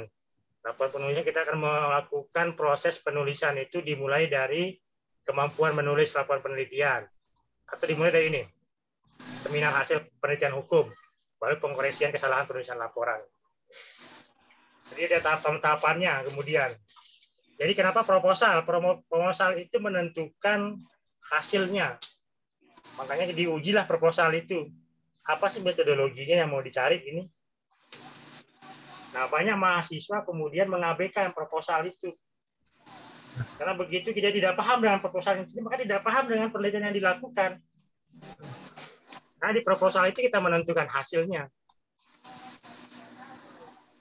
Kalau mau penelitian serius. Nah, metode pengumpulan data ada studi pustaka atau studi dokumen, dimulai wawancara, kuesioner, pengamatan. Ini kalau empiris. Makanya bacanya data. Tapi kalau normatif, dia hanya pada tataran ini. Di nomor 1 ini saja. Sampai ke nomor 4. Nah, editing, pemisahan data, coding, penandaan data, tabulasi, tabel-tabel penyusun data, itu tidak berhasil. Itu pengolahannya, analisisnya. Nah, analisisnya dikenal dengan kualitatif dan kuantitatif. Kalau kualitatif lebih ke model, kuantitatif lebih ke rumus, jumlah orang. Nanti kita bicara banyak nih. Nah, di bahan hukum bagaimana deh?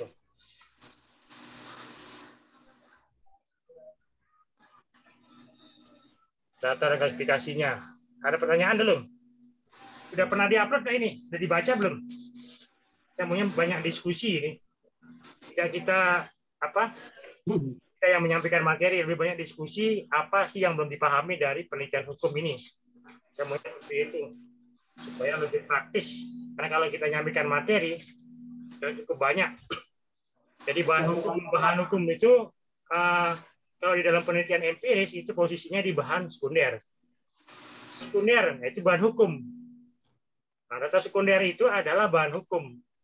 Nah, kalau bahan hukum berarti ada normatifnya kalau di empiris itu. Nah, ketika dia menjadi kalau dia penelitian normatif, maka disebutlah bahan hukum. Tapi kalau dia penelitian empiris, disebut data sekunder. Nah, di data sekunder itu ada bahan hukum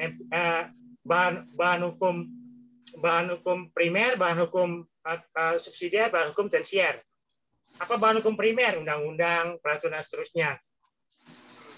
Apa bahan hukum subsidiar? Kemudian bahan hukum subsidiar adalah bla bla bla bla dan seterusnya, dan seterusnya. Nah, banyak. Simulasi, data simulasi. Nah, ini dia harus rigid.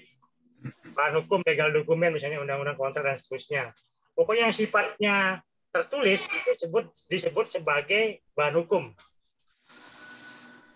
Itu adalah sumber data sekunder. Tapi kalau kemudian sumbernya adalah observasi, pengamatan,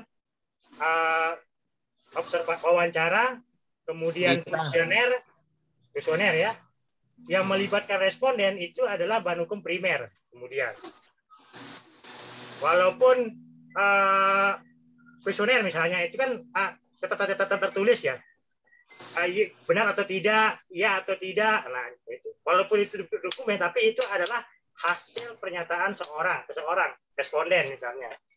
Nah, respondennya itu kemudian kita tabulasi, dari bahasa itu tabulasi, coding, editing dan seterusnya. Itu. Kemudian tingkat rehabilitasnya. Misalnya kita mau menggunakan sistem kuesioner. Kuesioner ini kan kalau orang yang tidak berpengalaman, makanya sering orang diuji di kuesionernya itu. Pengujiannya yang namanya sistem random misalnya. Random itu kan tidak sembarangan. Itu ada rumusnya sistem random itu. Itu yang tadi disebut sebelumnya kata itu. Nah, mana dia?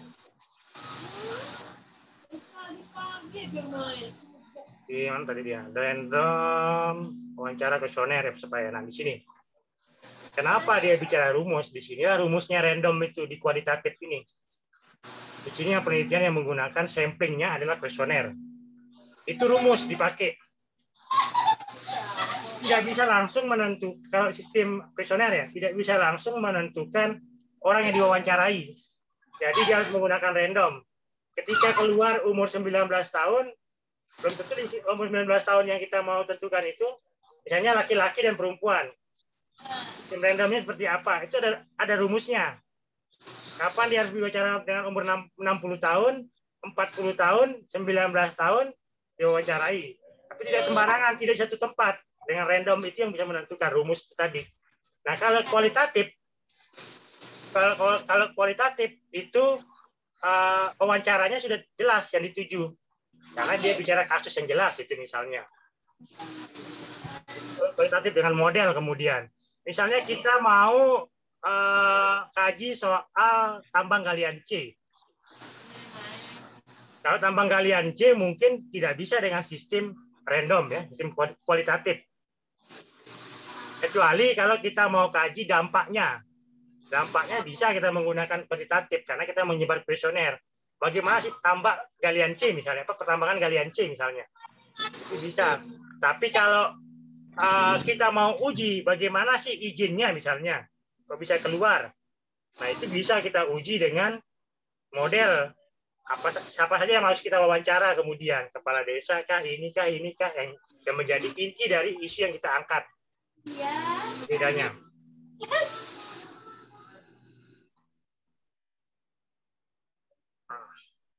Data penelitian, bahan hukum, legal dokumen, bahan non-hukum, non-legal dokumen, statistik.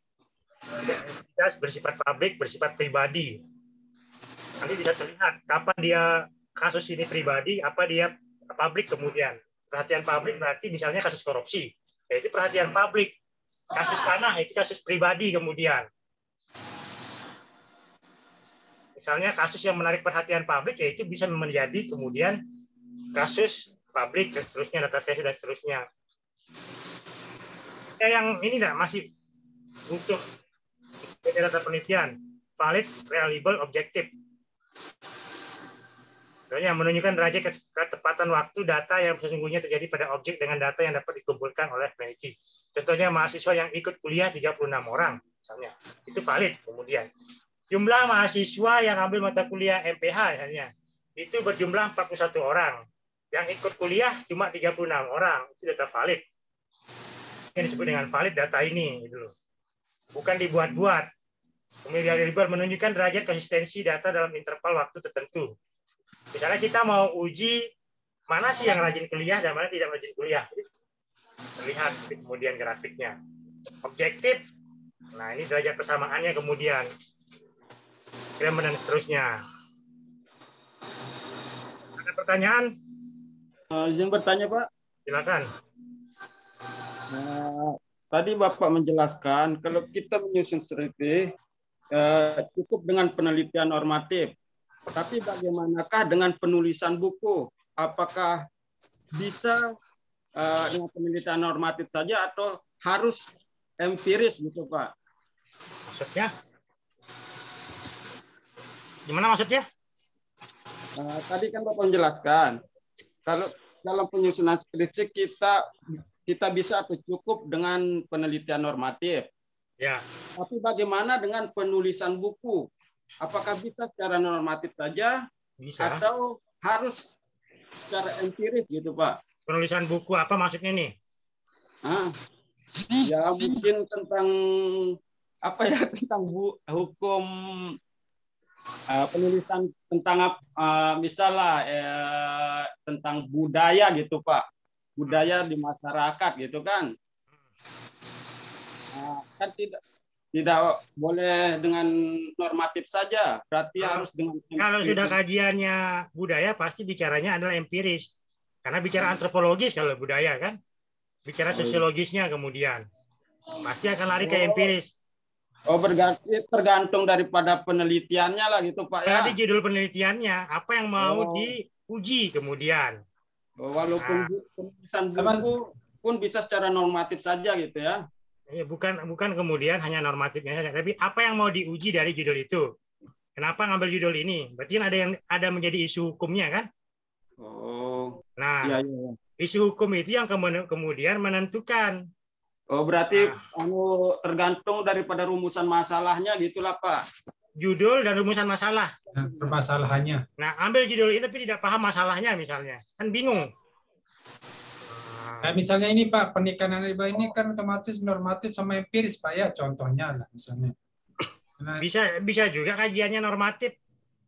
Makanya dua-duanya Pak. Kalau kita mau normatif ini kena pernikahan di bawah umur itu, berarti kita harus kemudian menguji berapa kemudian jumlah jumlah yang melakukan pernikahan di bawah dini yang terdaftar di KUA atau di pengadilan kemudian yang memohon dispensasi, itu bisa normatif larinya. Atau bahkan dua-duanya mungkin Pak ya, kalau menurut saya enggak Pak. Bisa dua-duanya tergantung judulnya. Cenderung kedua-duanya kalau saya. Tergantung kemudian apa sih masalah yang mau diteliti. Oh gitu ya. Pengembangannya kemana gitu ya. Ya, masalah yang apa yang mau diteliti.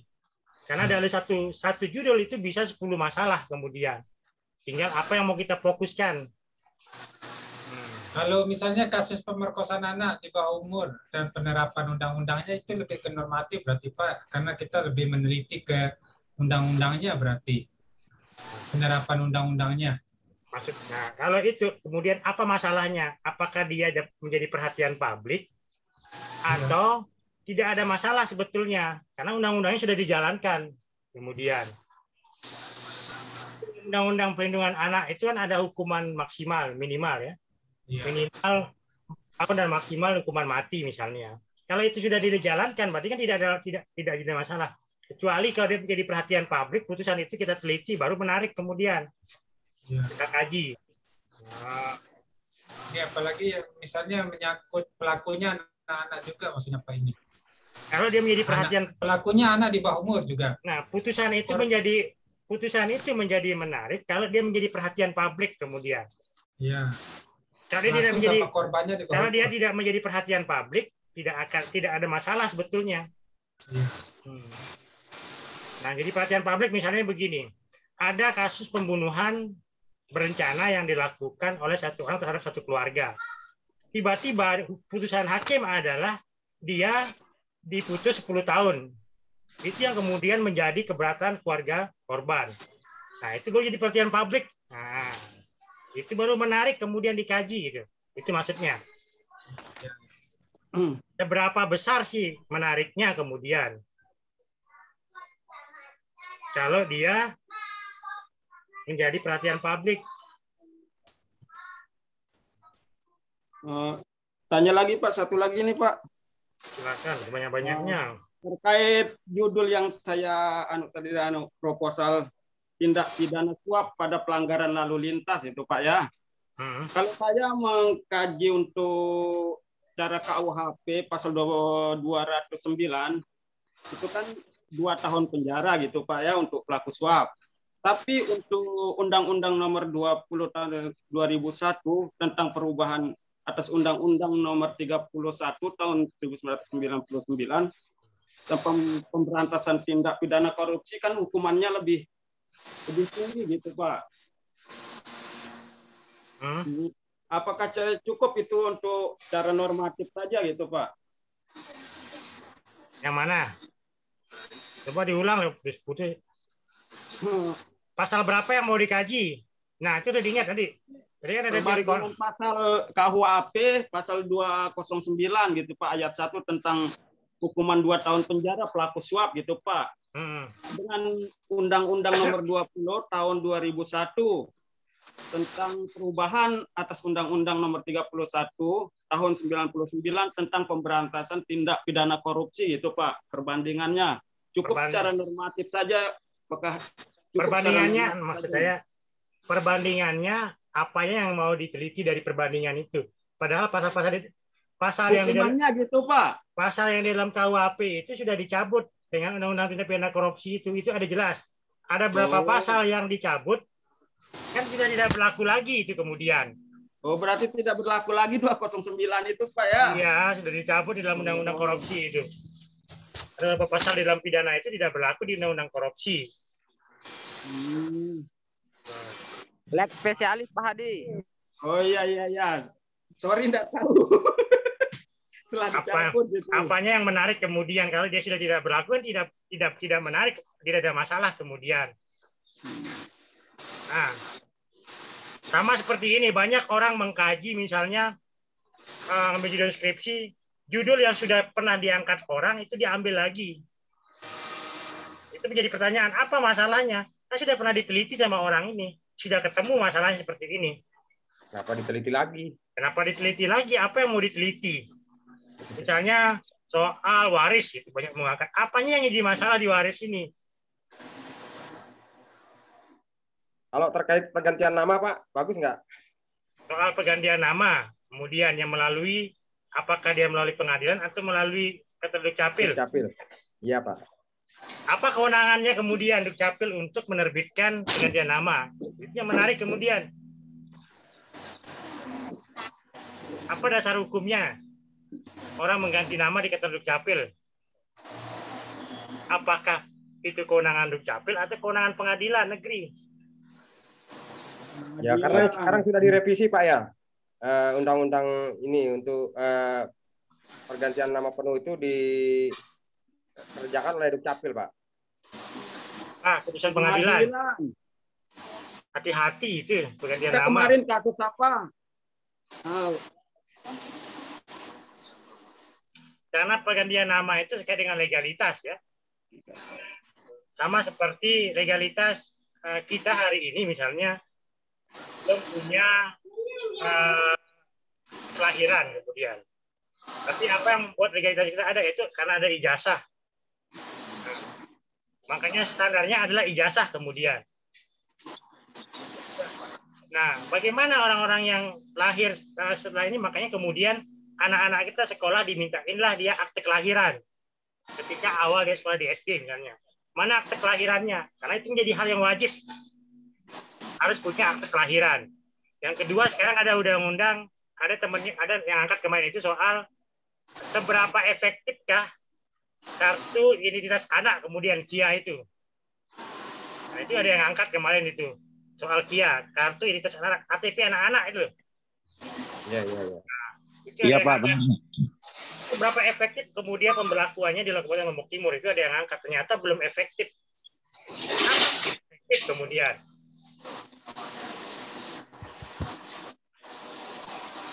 Apalagi yang mau dikaji. Kalau mau cari judul itu cari di Undang-Undang Cipta Kerja itu 1000 judul itu bisa dapat. Kalau mau. Undang-Undang ITE, Pak, juga bagus.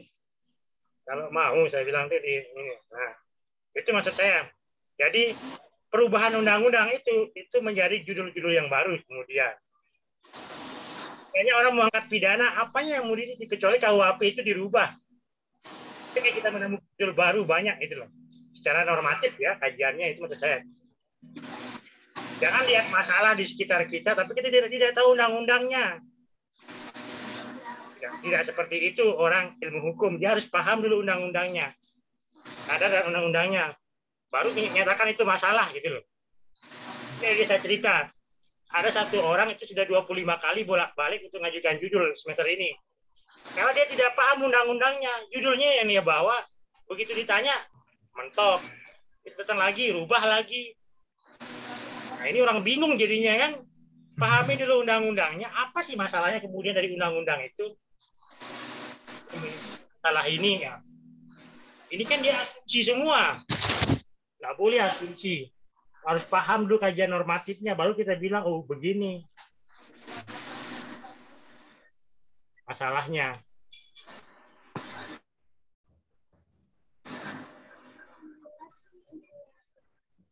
Muhammad ini asli mana Muhammad ini asli?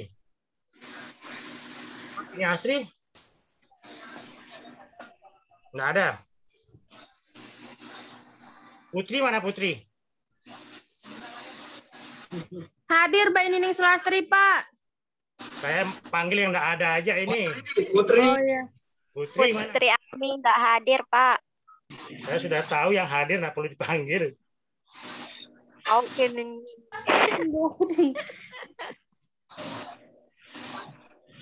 Muhammad Helwatomi.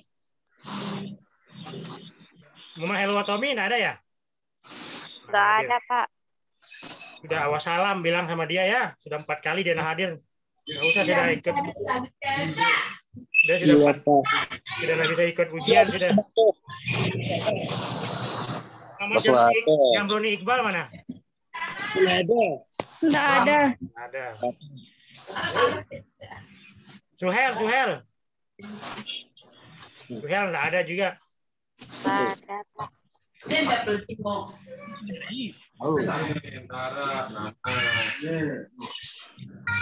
Ada lagi pertanyaan? Nggak ada? Ya, silakan. Masalah yang tadi Pak, masalah siapa Pak? yang ini tuh? Mas. Ya Pak. Ya, Rizal. apa? Ya, Rizal ya. Ini yang masih belum begitu mengenai Pak masalah penegakan hukum secara humanis itu Pak. Di sini kan pendekatan hukum secara humanis itu adalah. Nah ini Pak, maksud saya ini masalah ini kan untuk masalah pembunuhan di bawah umur yang ditangani secara humanis gitu Pak. Itu yang namanya, makanya ada namanya restoratif justice itu. Mengembalikan dalam kondisi, memulihkan kondisi dengan posisi semula namanya restoratif justice itu. Itu berlaku hanya terhadap tindak pidana ringan yang harus ditahui undang-undang, makanya tindak pidana ringan, pelakunya anak, pelakunya perempuan. Dan lalu lintas tidak salah itu. Berarti Pak untuk penelitiannya itu Pak apakah pakai metode normatif apa empiris Pak? Gitu. Lebih ke normatif. Kenapa misalnya kasus anak-anak ini penanganannya seperti ini? Normatif. Nah, kalau dia normatif berarti ada dasar hukumnya loh. Kenapa anak tidak langsung dipenjara? Oh begini petunjuk hukumnya. Nah itu normatif. Ada SOP-nya seperti ini SOP-nya. Makanya kuasai dulu kenapa sih ya, misalnya kita melihat misalnya kok pelaku anak ini tidak langsung dipenjara, kenapa harus dimediasi, kenapa ini. Nah, ini masalah berarti kan? Masalah, maka yang kita cari pertama kali itu adalah undang-undangnya, baca undang-undangnya. Bukan kita nyatakan langsung ini jadi masalah, jadi judul skripsi gitu loh. Pahami lu undang-undangnya. Oh, begini bunyi undang-undangnya. Nah, kalau sudah begini bunyi undang-undangnya, bagaimana mekanismenya yang kita mau lihat? Nah, mungkin orang di Indonesia ini belum tahu mekanisme dalam sistem peradilan anak. Nah, itu yang perlu kita uraikan dalam tiga. Misalkan inilah aturannya, ini. Nah, itu kajian normatif kemudian. Akhirnya kita menemukan ada pertentangan norma, kemudian misalnya di mana. Begitu. Pertentangan norma yang satu bertentangan dengan norma yang lain. Nanti kita belajar itu di teknik perundang-undangan. Ya Pak. Pak Amin? Siapa? Soalnya Pak kalau sambil ada kerjaan ya. Nggak ada pertanyaan? Udah selesai Pak. Nggak ada pertanyaan, saya akhiri. Ingat mungkin ada tugas yang kelupaan Pak. Ada satu Pak. Lupa, kurang aja. Satu Pak. Lupa saya kalau ada kuliah malam. Ayo mentang-mentang merari pengantin nih. Itu ada baru masuk Pak. Pengantin nih. Pengantin itu Pak, muda kawin Pak. Pengantin nih Pak, pengantin nih. Pengantin belum sah. Lah Bang Opik. Jadi itu ya, paham ya? Janganlah dilupa kuliahnya Pak. Aduh. Siapa? Luntil. Itu dulu bicara dari pendekatannya. Itu yang dipahami pendekatan normatif seperti ini, pendekatan empiris seperti ini. Empiris ya. Nah, dapat dipahami kan pendekatan. Berarti ya Pak. Karena kata kuncinya di dua itu, di pendekatan itu. Kalau kita memilih jalurnya seperti ini berarti itu pasti empiris. Nah, tapi kalau kajiannya seperti ini berarti dia normatif. Iya. Terlihat di kajian pendekatannya kemudian menentukan. Kalau kajiannya masyarakat berarti sudah empiris, tidak mungkin normatif. Ansih. Kalau dia empiris ada normatif di dalamnya. Tapi kalau dia normatif tidak ada empiris di dalamnya. Apabila kedua-duanya ada Pak? Itu maksud saya. Kita pilih satu saja empiris itu ada normatif. Iya, Karena kalau Judulnya empiris tanpa normatif, dia akan jadi penelitian sosial, bukan penelitian hukum. Iya. Itu. Kalau Ada dukungan hanya sekedar undang-undang. bicara soal bagaimana di lapangan tanpa mengkaji hukumnya. Maka penelitian hukum itu ada kajian hukumnya, itu yang menjadi kemudian dia berbeda dengan penelitian-penelitian yang lain gitu. Kalau penelitian sosial itu tidak pernah dia akan menggali ke hukumnya. Tapi kalau penelitian hukum terkait dengan empiris pasti dia akan menggali soal hukumnya. Jadi itu ya. Bu Yasmin Ya, dan Pak. kita tetap. Baik, saya akhiri. Wabillahi taufiq walhidayah. Wassalamualaikum warahmatullahi wabarakatuh. Waalaikumsalam warahmatullahi wabarakatuh.